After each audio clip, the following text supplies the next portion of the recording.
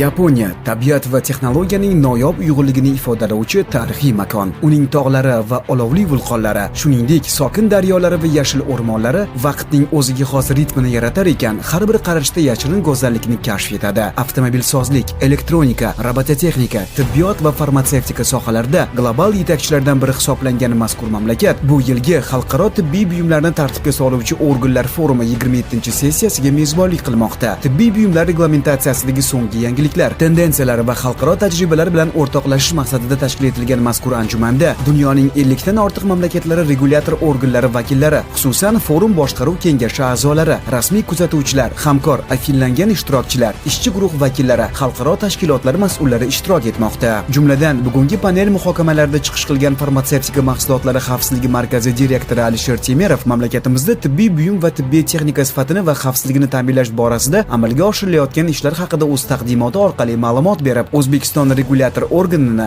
IMDRFning afillangan a'zoligiga qabul qilish taklifini bildirdi. Mazkur taklif forum kengashiga a'zo davlatlar tomonidan ko'rib chiqilib, markazda amalga oshirilayotgan ishlar xalqaro talablar doirasida ekanligi e'tirof etildi hamda O'zbekistonning IMDRFga qabul qilinishi bir ovozdan ma'qullandi. Ta'kidlash joiz, O'zbekiston regulyator organining ushbu nufuzli tashkilotga a'zo bo'lishi mamlakatning tibbiy buyumlar sektori uchun, jumladan mahalliy mahsulotlarning eksport salohiyatini oshirish hamda aholini xavfsiz va sifatli tibbiy buyumlar bilan ta'minlashda muhim ahamiyatga ega. Yurtimizda tibbiy buyumlar sohasini tartibga solish tizimini global standartlar bilan uyg'unlashtirish, mahalliy mahsulotlarimizning raqobatbardoshligini oshirish orqali jahon bozoriga chiqishiga keng yo'l ochadi. Shuningdek, bu yilgi sessiyada xalqaro tibbiy buyumlarni tartibga soluvchi organlar forumining 2026-2030 yillarga mo'ljallangan strategik rejasi doirasida tibbiy buyumlarni tartibga solish tizimini xalqaro miqyosda uyg'unlashtirish va rivojlantirish bo'yicha kelgusi 5 yil ichida amalga oshiriladigan asosiy yo'nalishlar belgilab olindi.